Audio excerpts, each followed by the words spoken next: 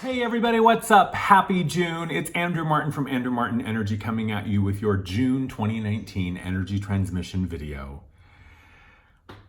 Let's just stop and take a breath for a moment, shall we? Let's just stop and acknowledge the fact that we are at the halfway mark for this year. And I'm really trying not to say the thing that I always say, but I can't help myself. How in the hell is it June already? I mean, really, it's old news, I know. And if you've watched my videos, I'd say if you've watched more than, 2 or 3 of my videos, you know that I'm always commenting on it in some way, but it's true, dude. Like, seriously, I'm, in these moments where I'm just stopping myself to really be present and really take it all in and really just allow everything to be here. I just have these moments of like, man, what a wild ride we are on. What a crazy, insane, surreal, magical, chaotic, amazing, wonderful, crazy, terrifying, unsettling. I mean, it's everything. It's every adjective that I think I could even dream up is what we're in the midst of. And we are in the midst of pure potential. We are in the midst of this field of energy that is holding us in this frequency, or at least giving us access to this frequency that is off the frickin' charts, man. It is so unprecedented, unparalleled. It is so new, and it is so like bright and beautiful. It just feels like if I'm trying to tune into the energy, it's like this blinding field of light that is so bright, like it hurts my eyes. Like I have to look away. I can't physically engage this light. And what I mean by that, it's not just about Andrew the human barreling through and saying, here we go. It's about all of me being present and using all of my faculties and all of my levels of awareness and all of my abilities and all of myself to really fully connect with this field, to merge with this field, and to really integrate it.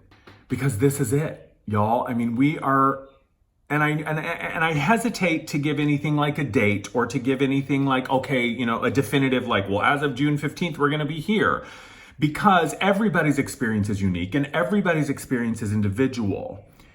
And yet, we are also, all of us in our own way, moving into fields of energy and experiences that are brand new, that are blowing us back, that are blowing our minds open, that are knocking our socks off, that are just completely rendering us often speechless and without the language or the means to communicate what it is that we're going through. And I know that right now is intense. And I know that it is like, whew, like I just gotta take like a huge, deep breath. Like every single moment, it seems like I'm just being reminded to come back to the breath and to just anchor into this moment. Because it is, again, as always, it is the I, it is the center. It is that place which gives us the perch of the observer, right? The observer's perch. It is the eye that gives us the stillness and the calm. It is the eye of the storm. Literally is the place. And to find the center of the storm, we've got to find the center of ourselves. And that is one thing that has not changed and one thing that will not change. And as we are proceeding towards the end of this year, as things are going to continue to intensify, taking the time, making the time, dedicating the time to connect with yourself in silence, in clarity, in peace, even if it's 5 minutes of you just staring at the wall or staring at the ceiling or going outside and laying on the grass and staring at the clouds. Whatever you've got to do to find your resonance of yourself, do it. Do it. Do it, do it, do it. And what's that saying? If you don't have time to meditate for 5 minutes, then you should be meditating for 15. And it's not always going to be meditation. Sometimes it will be journaling. Sometimes it will be body work. Sometimes it will be crystal therapy. I've got my pink Lemurian friend here. Mwah. Sometimes it will be, connecting in community with other people that you can, share with. Sometimes it will be salt baths. Sometimes it will be earthing. Sometimes it will be whatever it needs to be for you to find that connection again. And there are so many things that I want to share with you for June, and there's so many tidbits, and there's so much probability this month. Probability in ways that I am just starting to scratch the surface. The potentiality that we are in, and how quickly things turn around, and how quickly things can manifest when all of us is present. It's freaking me out in a good way. I mean, it's mind-blowing, right? It's freaking me out as Andrew the human. It's freaking the mind out of like, whoa, where did that come from? Or wow, that was just almost instantaneous. And I'm going to share some of this with you. And that's really what I want to share with you are the things that have been coming through. So the first thing, and it's so funny because the irony of this, too, is not lost on me. We're in this construct called linear time, and it is an illusion. And I love to talk about how much of an illusion linear time is. And yet it's also a very valuable construct because what it does is when we are paying attention, and I'm talking about like through social media, when Facebook does the things of like, oh, this is what was happening a year ago. And I've currently been going through or working on this project where I'm going through a lot of my old videos and reviewing them. And every single time, like I'll look on Facebook on that timeline when you do your timeline review of, 1, 2, 3, 4, however many years ago, it's always astounding to me how there are always patterns. And it seems like no matter what, I'm always kind of going through, or collectively we seem to be going through something kind of similar almost every single time. I find a parallel when I look back to what was happening at this time previously. And then as I was going through all of my old videos, there was one that I recorded in June of 2014, I think. It's called Living in the Void or Creating in the Void. I'll put the link at the end of the video. I'll put the link so that you can watch it. So that you can, if you're interested, you can watch it. Or I may even put it in the description. Anyway, about, 2013, 2014 of June, I was talking about, the title was Living in the Void or Creating in the Void, and I was talking about this idea, which I'm going to share with you a little bit. And then 2 nights ago, I was over at a friend's house and we were watching the Drag Race premiere. And we were sitting outside, we were making dinner and we were just sitting outside hanging out before the show started. And we were talking about something, and he was, we were talking about intentions, and he was speaking about the intention for himself that he has set to allow himself to be in the void. To allow the old him, as it is moving out, as it is dying, as it is falling away, as he is shedding this skin and this identity and this story and all that comes with it of who he used to be. And as the new version, the expanded version, the clarified version, the refined version is coming online, he's finding himself in this kind of in-between state. And so he was talking about the void.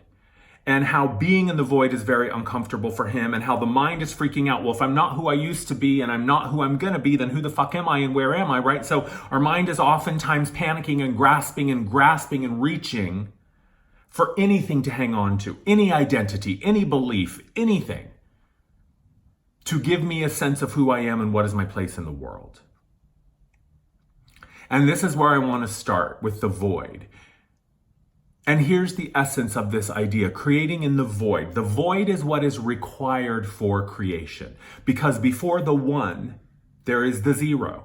And the zero contains it all. The zero is all potentiality. The zero is the superposition. The zero is Schrodinger's cat is alive and dead. The zero is everything exists as a potentiality and a possibility until I make a decision, until I tell a story, until I make a choice, until I look under the lid and say, oh, no, the cat's dead or whatever. And the message and the lesson of the void, especially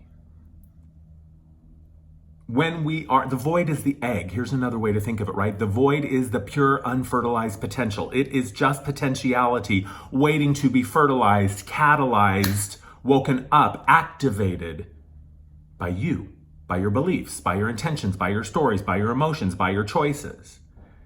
So we have to have the void. The void is also the space between the inhale and the exhale. The void is the place when you throw the ball in the air and there's a brief moment when it reaches its pinnacle and it just kind of hangs there before it starts to go down. So the void. And especially in this time when we are feeling so raw and so uncertain and like all of my old stuff is gone, all of my old coping mechanisms don't work anymore. Things that I used to love, I don't love anymore. The people that I used to love, I don't necessarily love anymore, right? So we're finding ourselves in this huge shift, this big redirection. It's a big 180. It's reorientation through disorientation. And when we are in these places of pivoting, of moving in a new direction, of letting go and creating space for the new, the mind freaks out. And here is the tea. Here is the essence and the lesson of this idea of the void. Can you stay connected to your truth, even in the absence of what you want? Or even in the absence of a story? If I am not who I used to be, and I'm still not clear who I'm going to be, but I know in the moment what feels true, what feels right, what feels safe, what feels certain, even if it's just an inkling, that's the void. Oh my God. And the mind hates a vacuum, right? Oh my God, who am I? What's going on? Oh my God, well, if I'm not the unlovable one that everyone hates and is going to be alone forever, then who am I, right? And the mind starts to scramble and grasp and scrape for answers, for something to hold on to, for something to attach to. And can you stay in your power,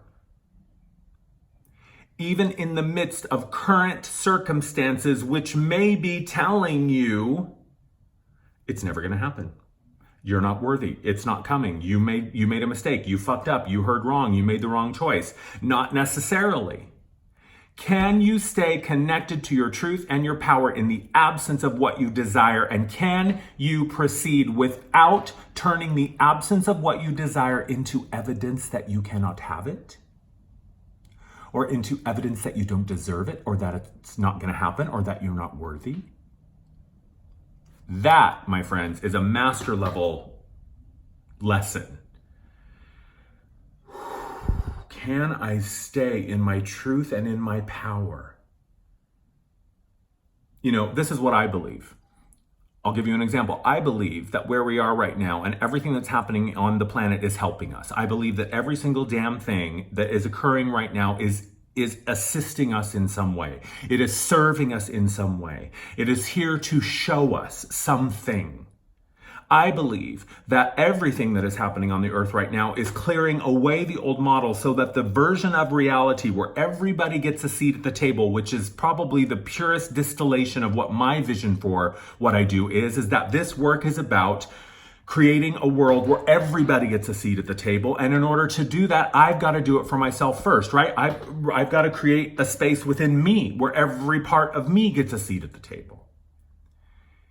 And it would be really, really easy for me to look around at the world right now and say, man, this is not a world where everybody gets a seat at the table. This is the most fucked up, divisive, chaotic, conflicted, violent, scary, dangerous place that I have ever seen.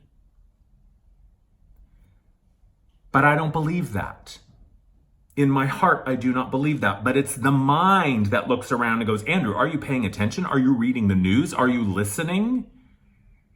So this is what I'm talking about in the void. We are in the influx right now. We are in this place and probably will be for the rest of the year. And even as we move into 2020, clear vision, it's coming. Even as we move into 2020, we are going to be presented with a lot of fucking scary, chaotic, intense, insane stuff. But that does not mean for a second that can become evidence that the world that we dream of, the world where it's, you know, a free economy, where everyone gets a seat at the table, where water and clean air and housing and food and insurance and safety and all of those things are just basic fundamental human rights, right? Whatever it is, that is your dream and your vision for yourself and for the future. Can you hold that vision clear even in the absence of it. And more importantly, and here is the key, there's a song by 38 Special called Hold On Loosely, or is it Hang On Loosely? I think it's Hang On Loosely. Anyway, 38 Special, hold/hang on loosely, that basically says hang on loosely, but don't let go.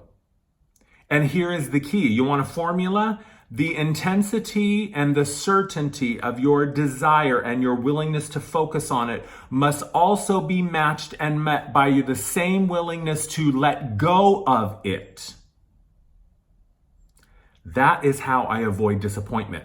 The way that I create disappointment for myself is if I say it's only going to look like this or feel like this or smell like this or taste like this. And if it doesn't, then I'm going to be unhappy and I'm going to be dissatisfied unless it is this exact thing. Girl, get comfortable because you just created a whole lot of suffering for yourself. But if I say what I really would love is to feel like this and to have this experience, and I hope that it looks like this, and ideally it would be amazing if it looked like this, but hey, what I'm willing to say to you, Spirit, is this or something greater. And I am so willing to believe that everything that is happening is happening for me and in support of me, that I am just as willing to let go of the thing that I desire, with the understanding that whatever comes is going to be the best match for me. So that's the first one, creating in the void. Can you let the absence of what you desire be present without internalizing that and making it another shitty story about why you can't have what you want, right?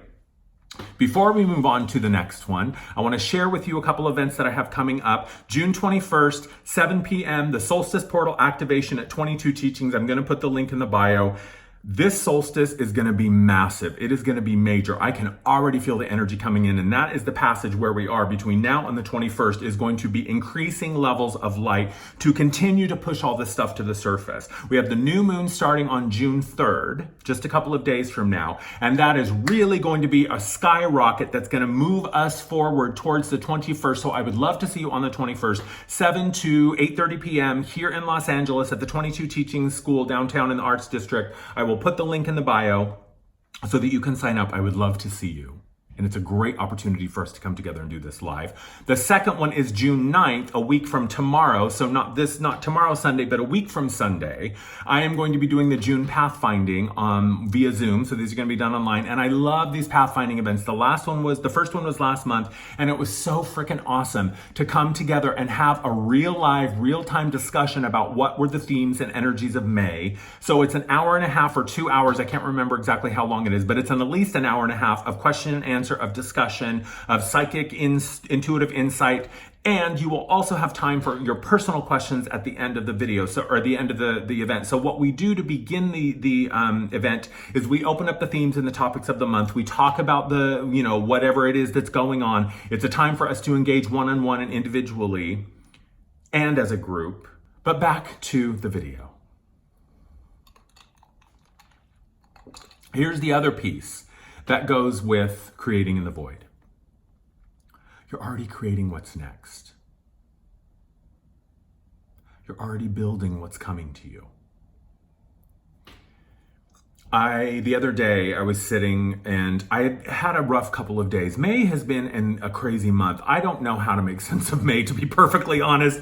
It felt like I was kind of out of body for most of it. It was such a strange month, but I was in the process of beginning this project, and I wasn't really sure if now was the time, because it's a project that I've had plenty of stops and starts with. It's a project that has been on my to-do list for years, and every time I start it, I start to build momentum, and then it falls apart, and I'm not really sure, and I think that really what it has been is just a matter of timing. Anyway, this project has recently resurfaced and come back into my awareness. And so I started investigating it. I started poking around, and I said, okay, Spirit, what I would love is this idea, this project is so has been, chewed and regurgitated so many times that I'm not even really clear if this is what I'm supposed to be doing. I mean, I was just kind of like uncertain. So I said, okay, Spirit, what I would love is an unmistakable sign that it's time for me to start this project, that the impulse that I'm getting to move towards this thing and begin it again is authentic and real, because I just don't know if I have it in me to get all worked up and excited about it again and to start only to feel like it just, collapses in front of me. I said, I'm putting it out there. This is what I would love. I'm going to continue to do my thing, but I really would just love a little insight here. So I let that go. I set the intention and I moved about my day and everything was fine. And then later that evening, I was sitting on the couch and I was just playing on my phone. I was kind of lost in whatever, just being a digital wasteland. And I heard this bird call. And I was in this moment and I was playing this game on my phone, and this, there's so much noise happening, but all of a sudden this bird call was just like piercing into this bubble, this fog that I was in with my, distraction on my phone. And I was like, wait a minute, what is that noise? It finally kind of pulled me out of my, my fog. I was like, what is that sound? I was like, that bird is so loud. It's so annoying. What is it? It was so loud. And so I got up from my sofa and I looked out the window and I was looking in the tree and I was like, I can see something. It's moving around, but I don't know what it is. And bam, suddenly this woodpecker just jumped out of the tree and landed right there on the branch in full view, kind of looking at me like, hello, here's your message. You asked for it. Here you go. So what did I do? I immediately went to, Google, what does woodpecker animal totem or spirit animal mean? Basically, it was, I'm going to find this for you.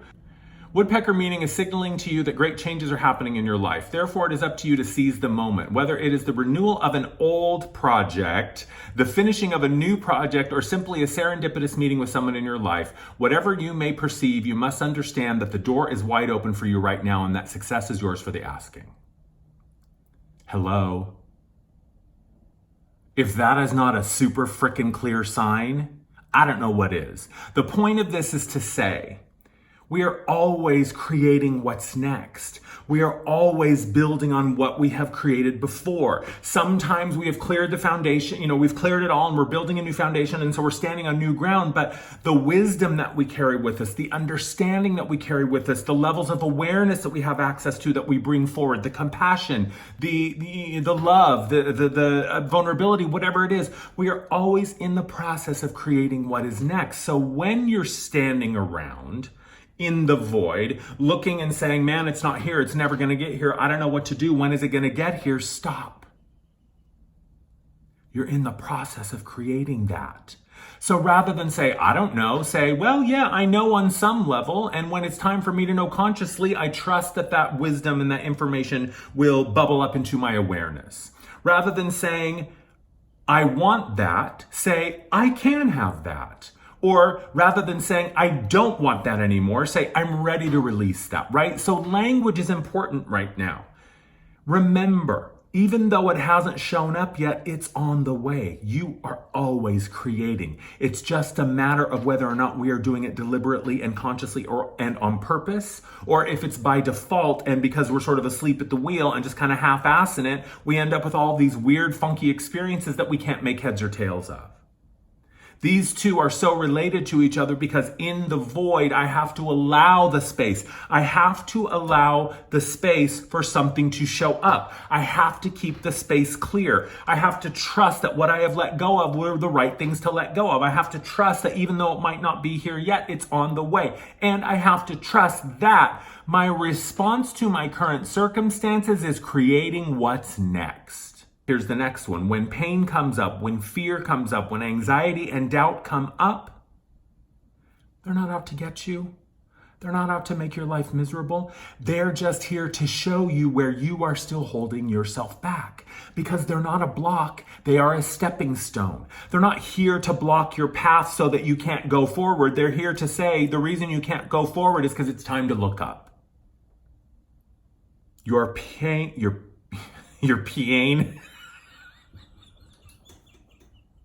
Sometimes my brain moves faster than my mouth. Your pain, your anxiety, and your fear are showing you where you are holding yourself back. They are showing you where you have some stuff that needs your love.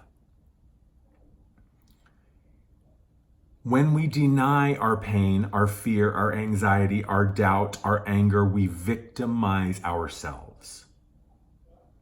When we refuse to acknowledge and feel and process our emotion, we victimize ourselves over and over again. We prolong our healing. We put off our wellness because these feelings, these emotions, these frequencies are just showing up to say, hey, would you please look at me, understand me, investigate me, experience me so that I can move out of you so that you can move on.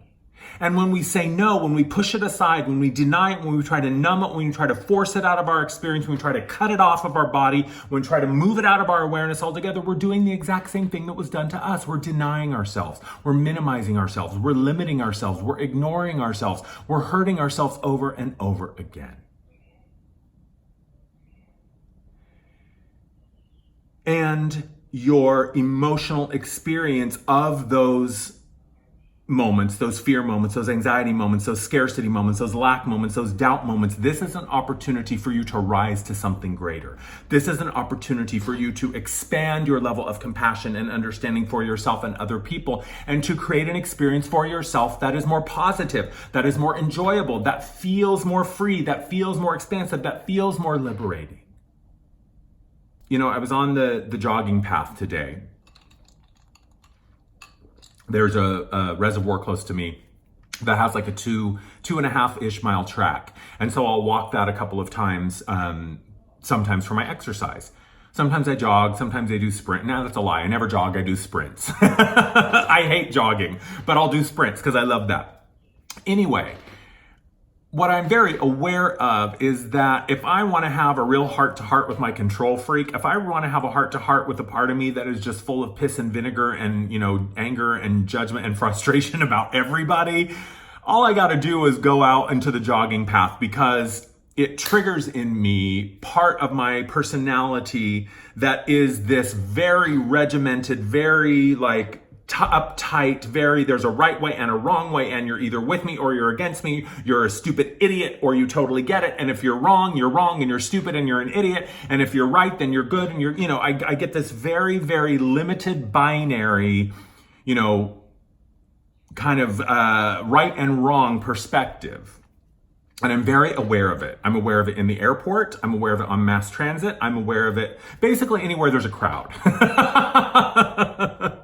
So I was on the jogging path and I was aware of this morning. And this part of the narrative that this point of view tells me, or the part of the narrative that I embrace when I have this point of view that everyone's either right or wrong, is that when you are on a path, you move on the right? If you move on the right? It's like, driving. If I'm driving, I'm going to drive on the right side of the road. Obviously, if you're in the UK, it's different. But the point is just to say, when I'm walking down the path, if anybody is coming down towards me and not on their right? I go on my right, they come on their right, and we don't cross paths, we don't stand in each other's way, we keep on moving.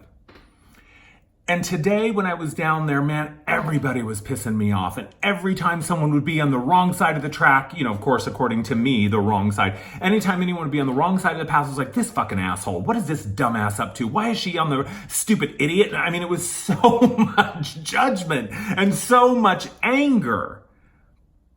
And I thought to myself, okay, what is it here that would shut this story up? What is it here that would get me out of this angry, judgmental, rigid, defensive, reactive headspace? And I just realized, I have no idea if these people are stupid or smart. I have no idea what the level of intelligence or awareness or presence or sensitivity is.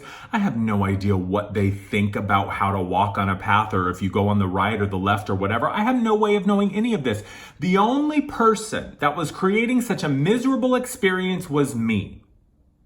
By walking around with these very rigid ideas of what had to happen in order for Andrew to have a positive experience on the jogging path, I was so unwilling in that mindset and in that place. In order to sustain that version of reality, I had to be angry. I had to be judgmental. I had to be defensive. I had to have my, my temper was like on a freaking hair trigger. And I just thought to myself, I'm the only one creating this. None of these people are out to get me. None of these people have any issue or any beef with me. And I am the one that is creating this experience. I am the one that is creating this struggle and this anger for myself. I am the one that is creating this toxic environment in my body and in my energy field, because I am the one who is marching around with this belief that I am entitled to the story and everything that it creates. It's like being a character in a play. I talked about this in a couple months ago about the Romeo and Juliet thing, and that the idea that the personality is just a thought form. The personality is just a construct. The personality is not really real. And so think about your experience like a script, like stage direction, like character direction. And in that moment, the character direction of what I was experiencing in that moment would have said, Andrew is a mid-40s male who lives in Los Angeles, who is really angry and really pissed and really judgy and really rigid in his beliefs of how people should navigate through the world. Andrew's having a really, really crappy time on the path. He's really frustrated. He's really angry. He's looking at people with judgment, and he's just waiting for someone to challenge him so he can get all defensive and be convinced of how right he is and how wrong they are and how smart he is and how stupid they are. I mean, that's crazy just listening to myself talk about it. But the point of it is to say, we are always creating our experience. We are always creating what's next. And in the version of reality that I was plugged into this morning, every single person that came to me was an increasing level of annoyance and irritation and frustration. So I had a moment and I made a choice. And in that moment, what I said was enough. Enough. I'm not going to build up all this negative momentum, all this piss and vinegar, all this toxic poison in myself and start building that momentum for the day. Bam. New choice, new timeline, new version of reality. Suddenly, the second lap was like a walk in the park. Pun intended. The second lap was like, oh my God, this is amazing. Oh my God, I feel great. Oh my God, smiling at people, feeling light. My shoulders were back. I wasn't hunched up and defensive anymore. Now I was feeling strong and powerful and true. So let it go. Let it go. Because you are always in the moment. You are always in the process of creating what is next. You are always currently building what is on the way. And if we're continuing to allow ourselves to be hijacked by these old stories, what we're creating is not going to be that enjoyable. Here's a couple of other points that I want to make before we wrap up. Everything that we have been going through, especially this year, especially since November of 2018, has been pushing us. It has been, purifying us, has been cleansing us, has been refining us. It's been removing everything that isn't us. And I don't even want to say removing everything that isn't us anymore, because if it's not us, it was never us, right? It was just a moment of belief. It was a moment of history. It was a moment of attachment or identification with a certain personality or, version of ourselves. But it wasn't ever really us. You are you. You are who and what you have always been.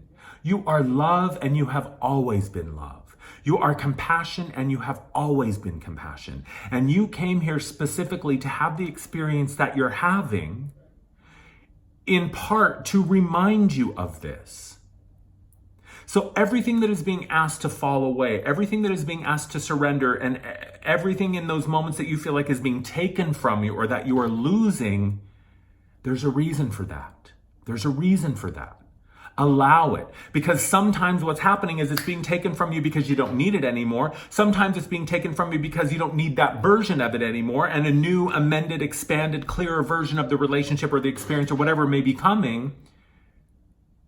But again, do you have to know what is happening to trust that there is value for you here?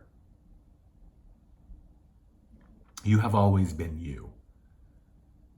And now you're just remembering it. You have always been you. And now it's just coming home to remind you. You have always been you. But it's just now you're able to hear it. You're able to sense it. You're able to see it. You're able to actually engage with these other levels of your awareness and integrate them so that you are all of it and you remember it. We talked a little bit about this, and I'll repost this article that I wrote a couple of days ago. Actually, it was last week, I think, at this point. But it was, all these signs and messages were coming through. And one of them was around the workshop that I had done about meeting your creator self. And the message came through for the group on Sunday essentially was all of these ways that we sort of parcel and separate ourselves, right? We talk about my inner child. We talk about my shadow self. We talk about my 25-year-old self. We talk about my higher self. We talk about my body, my emotions, all of these different levels of awareness and layers of awareness. That's important and valuable for us to kind of separate ourselves so that we can almost personify this version of ourselves or this wound or this story or this pain so that we can engage with it and understand it. But it doesn't stop there. Once we have identified this part of ourselves and begun to feel and experience and heal and release the stuff that this part of ourselves is still hanging on to, it must end with integration. It must end with bringing that part of ourselves to us. It must end with pulling ourselves closer to ourselves, of bringing ourselves more into ourselves, of unifying ourselves. This is not about just cutting off the parts of yourself that you don't like so that you can be prettier or feel better or be more presentable or be more acceptable. No, this is about getting to know everything that's happening. Spiritual bypassing is done, y'all. That is not going to work anymore. It never really did, but we were allowed to believe that it did. You got to feel it if you want to heal it. You got to understand it if you want to know it, because once you know it, you no longer fear it. And when you no longer fear it, it no longer controls you. But the point of all of this is unity. The point of all of this is to remember that it is all you. The creator self, the human self, the physical self, the non-physical self, the body, the emotions, the energy field, all of it is you.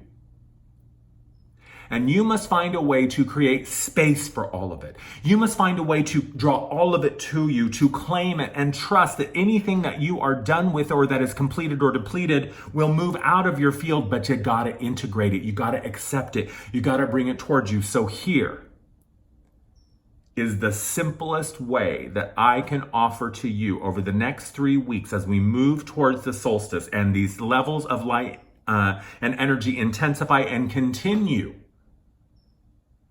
Here's another thing before I give you that, sorry. I don't mean to tease you, but sometimes these things just pop into my head.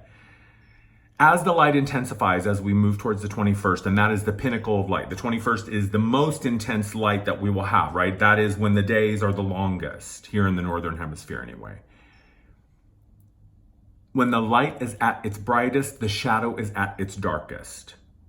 So we will continue to see these eruptions of chaos and poison and old, nasty, funky stuff so that it can be shown the light. We got to bring it into the light. We got to bombard it and blast it with this light to heal it, to raise it up again, to level it up, to integrate it into ourselves. So here is as simple as it gets with any choice and any decision you have in front of you. All you got to do is ask this little question. Is this moving me more deeply towards myself or away from myself? Is this opening the door for more of myself to join me here? Or is this me trying to shut the door on the things that I don't like or that I'm afraid of or that I don't want to deal with? That's as simple as it gets for June. And it does feel like this month is kind of independent study. Not because we're not being supported, we're always being supported. It's just that we need to get really clear for ourselves. It's time for us to be using our own tools and our own gifts and our own sense of discernment, our own intuition, our own sense of what's happening. And certainly you can come to me and I can help, but ultimately it's your choice, it's your decision, it's your life. So what are you creating right now? Because I promise you, you are. And is what you're creating moving you closer or farther away from yourself? That's what I have for you this month. Mwah! Thank you as always for watching. I love you, I love you, I love you. I will see you in a couple of weeks for the June update. Read all the links in the description below. I have amazing stuff for you this month, and I really, really hope you'll join me. Mwah! Love you. Talk to you later. Bye.